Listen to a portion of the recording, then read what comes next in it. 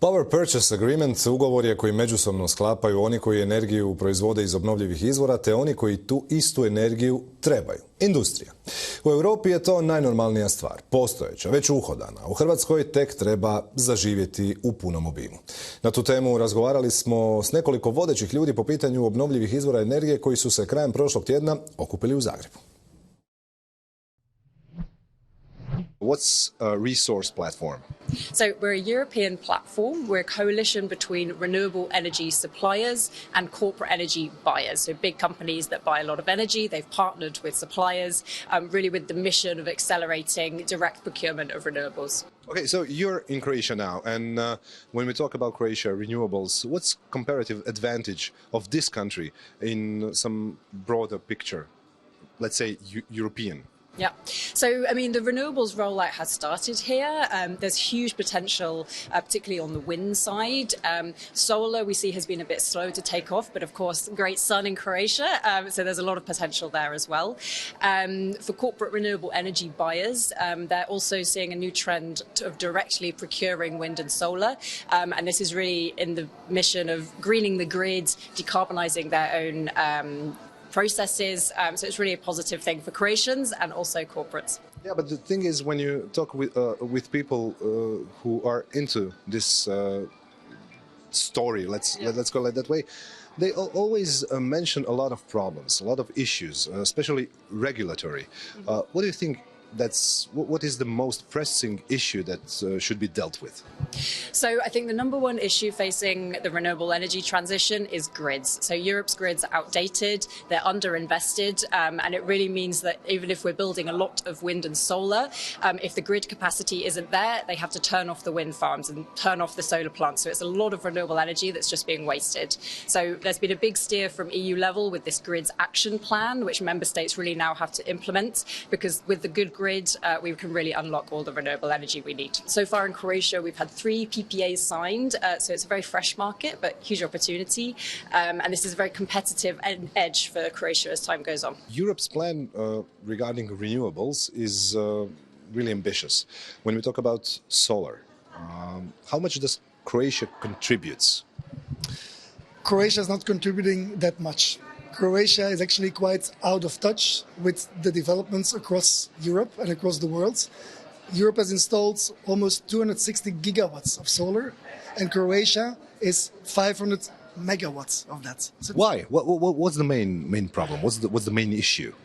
I think Croatia needs to choose for renewables, choose for solar, very much like other countries have done that as well. And I'm not just talking about Germany or Spain, I'm talking also about countries like Hungary, Czech Republic, Bulgaria. All of these countries have added more than 1 gigawatt of solar just in 1 year.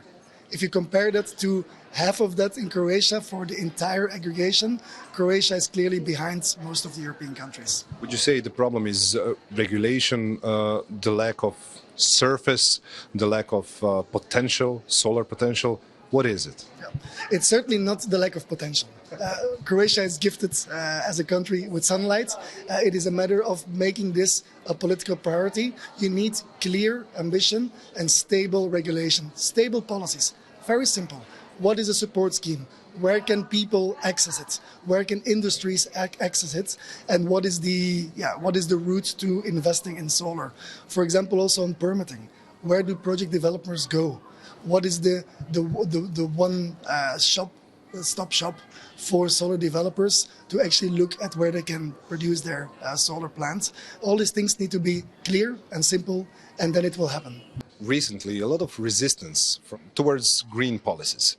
Do you think that Europe will be less competitive on the global market because of that resistance? Absolutely not. I think quite the opposite. Solar and wind are the cheapest ways of producing electricity ever. And industries know that.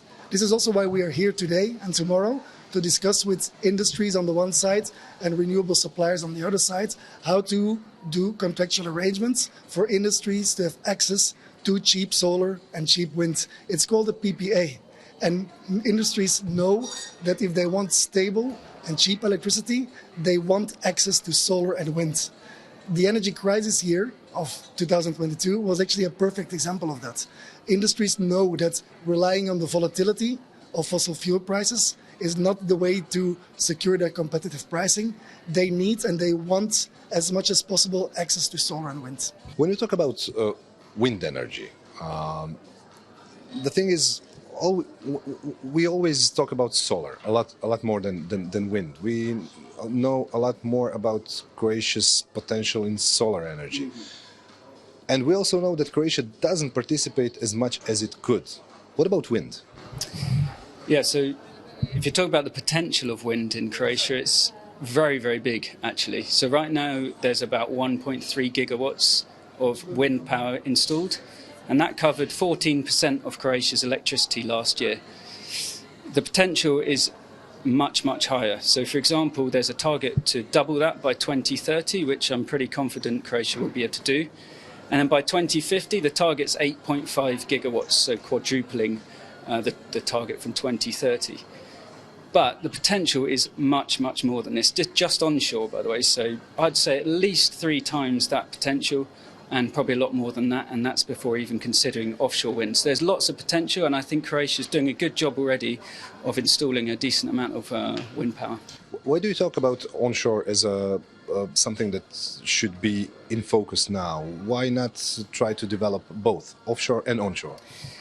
The main reason is the timing. So if you want to act quickly, onshore is ready to deploy now. It takes a lot, it's very efficient. You can build it in 6 to 12 months once you've got everything ready. Offshore has many advantages over onshore, including the wind resource at sea is steadier, it's stronger. You can produce more electricity in a year from one turbine, but it is a longer process and it takes a bit more time to develop. So the ideal situation would be to install onshore wind as soon as you can, and at the same time develop plans for offshore wind so that you can really take advantage of that technology later in the decade and into the next decades. Is it possible to make that kind of strategies when you know that you have some regulatory issues in country, that you have some problems regarding the grid that should absorb that energy? Is that in sync? Absolutely, developing the grid is key. I would say Croatia's got a good 10-year network development plan, so they are already planning to incorporate a good amount of renewables. But you're quite right that planning of grids, particularly offshore, has to be taken well in advance, and it really should consider the region, not just Croatia, but other countries around the Adriatic Sea, so that you can really interconnect these large offshore wind projects, and it makes the whole energy system more efficient.